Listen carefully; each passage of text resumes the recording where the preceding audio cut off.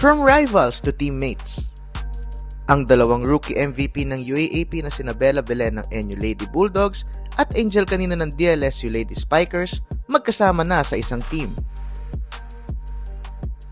Magkalaban man kasi ang dalawa sa UAAP, pinagtagpo naman sila para sa Alas, Pilipinas. Very happy kasi nakasama ko si Angel sa national team. Siyempre, from kalaban ko siya ng UAAP ngayon, magka-teammate na kami.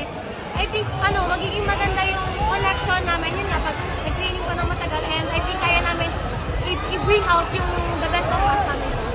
Same feels rin si Angel Canino nang mabalitaan niya magiging kampi niya si Bella.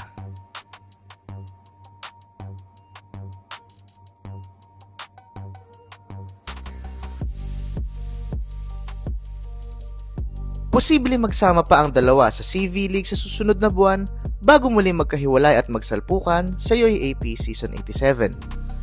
Sino naman kaya ang magiging MVP?